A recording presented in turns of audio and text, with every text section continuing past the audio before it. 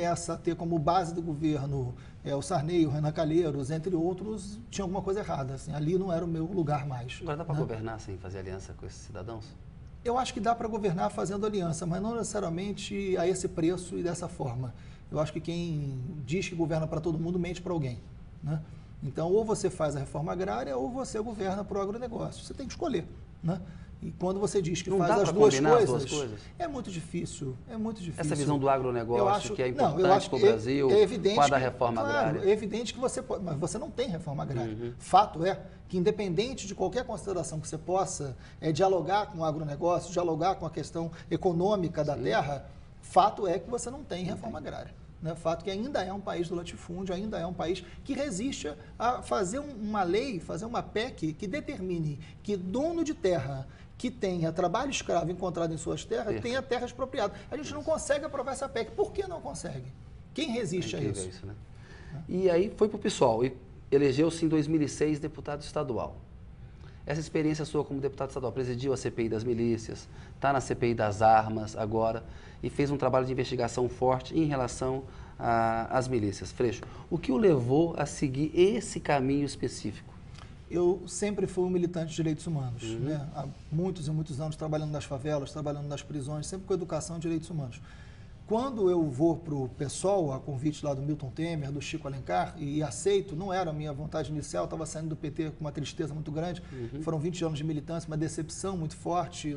Naquele momento eu tinha muita dúvida se eu queria investir ou continuar na militância partidária. Eu queria, enfim, a militância política está dentro, quem é militante político uma vez, mas a partidária... Partidária eleitoral depois. Exatamente. Né? E aí eles me convenceram, e aí todos, enfim... acabaram sendo candidatos para consolidar o PSOL, que é um partido muito recente, nasce em 2005, e eu aceitei ser candidato em 2006, e a gente acaba eleito, foi uma surpresa, com 13 mil votos, uma votação muito pequena na eleição de 2006, né, nós conseguimos o mandato, e aí é natural, o mandato ia ser aquilo que a nossa vida inteira tinha sido, né, o mandato não podia ser algo diferente, então a própria composição do mandato é uma composição de militantes dessa área, de segurança, educação e direitos humanos, então o mandato tem esses eixos, né, fundamentais, porque foram esses os eixos da vida toda de militante. O Tropa de Elite 2, que é O Inimigo é Outro, né, e que tem lá o Diogo Fraga, esse professor de história que se torna deputado e combate as milícias, o filme mostrou com muita crueza ali a conexão entre as milícias e a corrupção. Né? O que o filme retrata? Ele retrata na medida do que é, ou ele não consegue, é muito maior do que o filme consegue retratar, ou o filme exagerou e é menor do que o filme retratou? Não, a realidade é muito pior. É pior. A realidade é pior. É uma obra de ficção, uma obra genial do Padilha. Eu adoro cinema e acho que o Padilha, independente de ser meu amigo, José Padilha, diretor do filme, ele acertou, né, mão cheia nesse filme. Eu conheci o Padilha quando ele fez um documentário que é extraordinário, chamado Ônibus 174. Sim. Né, que é um documentário que pouca gente conhece, que aliás eu até aconselho que as pessoas assistam. Não é o filme, é o documentário Ônibus 174, que é impecável. O filme é um primor do cinema, a atuação dos atores, o roteiro do Braulio Mantovani é muito cuidadoso, e eles estudaram. Né? O Braulio Mantovani, que é o roteirista, ele assistiu a todas as sessões da CPI. Né? Então eles estudaram das milícias. Foram à Assembleia, o Irandir Santos, que é o ator que faz o Diogo Fraga, esteve comigo inúmeras vezes, construiu os discursos junto comigo, esteve na Assembleia Legislativa, acompanhou as sessões. Então tem um trabalho anterior ali à filmagem, que é intenso, né? Que eles, enfim, foram muito fiéis ao diagnóstico da realidade, mas mesmo assim a realidade consegue ser muito mais perversa, muito mais violenta. E os pontos em comum entre o senhor e o personagem Fraga são conhecidos, né? O idealismo, a questão da coragem de, numa sociedade conservadora, ali no Rio de Janeiro, travar uma batalha dessa. Inclusive, sim, nós vamos falar um pouquinho mais à frente, com ameaças de morte ao senhor. Agora, quais são os pontos em que o senhor é diferente do Diogo Fraga? Não, tem um ponto que é fundamental esclarecer. Minha mulher nunca foi casada com o Capitão Nascimento.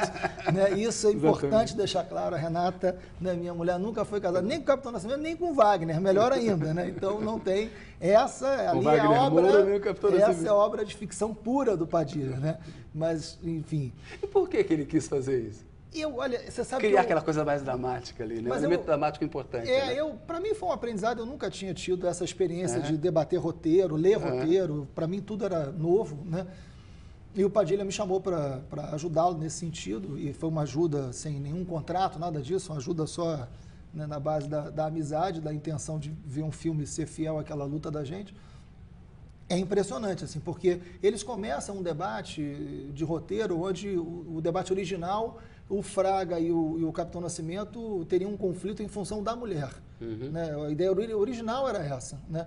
E muitas reuniões, muito debate, mexe no roteiro daqui e dali, aí surge a ideia de um filho, né, que já havia, enfim, já existia esse filho no Tropa de Elite 1, né, e a disputa pela criação do filho, porque aí foi um acerto sensacional, porque na verdade o filho é do Capitão Nascimento, ele é criado pelo Diogo Fraga. Uma disputa pela alma ali, quase. Exatamente, né? Tem uma disputa por essa concepção de direitos humanos, por essa lógica do cara do BOP e um militante de direitos humanos, assim, um choque de valores, e que eles se aproximam no final. Tenta conciliar no final, né? E que eles se aproximam no final, então é muito interessante também por esse aspecto. O final do Tropa de Elite tem aquele sobrevoo clássico sobre a esplanada dos ministérios aqui em Brasília. A gente está gravando o É Notícia no novo estúdio aqui da Rede TV em Brasília. E aí, Freixo, relacionando ali o Congresso a uma bandidagem pesada, aquela coisa da milícia, assim, trazendo, ligando, olha, o que está acontecendo nas favelas, nas comunidades carentes, na corrupção no Rio de Janeiro, está muito ligado aos gabinetes em Brasília. Para muita gente, aquilo soa um pouco assim, meio fascista, meio leviano. Para outros não, falaram exatamente isso, ou seja, a corrupção está aqui. Qual que é a sua visão? Não acho que seja fascista, imagina. Não acha? Não, pelo contrário. Você tem, olha, hoje, como a gente não tem uma reforma política recente, o poder econômico ele é determinante no resultado eleitoral. Sim. Sabemos disso, né? No parlamento também, não é só para a prefeitura, para a presidência, enfim. Todo miliciano, essa é uma característica muito interessante da milícia, todo miliciano ele é dono de território, ele é dono de vários negócios, mas ele é dono de um centro social. Isso é uma coisa que nós descobrimos na investigação. Todo miliciano tem o braço do terror, eles matam, eles são absolutamente violentos, mas tem o braço da assistência. Explica o que é uma milícia. Que, aliás, como toda máfia. O que é a milícia? Milícias são grupos de agentes da segurança pública, na maioria dos casos da ativa, que dominam territórios e, ao dominarem territórios, dominam várias atividades econômicas. Dominam militarmente, né, no poder da força e da coerção, e dominam várias atividades econômicas. Dominam, por exemplo, o transporte das vans, dominam a distribuição do gás, dominam o que eles chamam de taxa de segurança, que é a extorsão direta desses moradores, com requinte de crueldade. Tem serviços de agiotagem, né? Enfim, uma máquina de fazer dinheiro, que é o objetivo maior da milícia, mas como são agentes públicos, eles têm projeto de poder. Então, eles se elegem vereadores, se elegem deputados, definem eleições, muitas vezes, para prefeito. Né? Então, é o crime com projeto de poder. É uma ameaça ao Estado democrático. E é uma máfia, todas as características de uma máfia. Recentemente, nós vimos no Rio de Janeiro a morte de uma juíza, né, que vem deles. Scioli. Falamos da Patrícia Scioli. A máfia italiana, em 10 anos de existência, que é o tempo que tem as milícias no Rio de Janeiro, não tinha matado uma autoridade pública. Demorou mais tempo. Fizeram, mas demorou mais tempo. Existem há 10 anos no Rio, com essa conformação que tem hoje aí. Exatamente, tem aproximadamente 10 anos. Deixa eu pedir licença um minutinho. A notícia volta daqui a pouco com o Marcelo Freixo.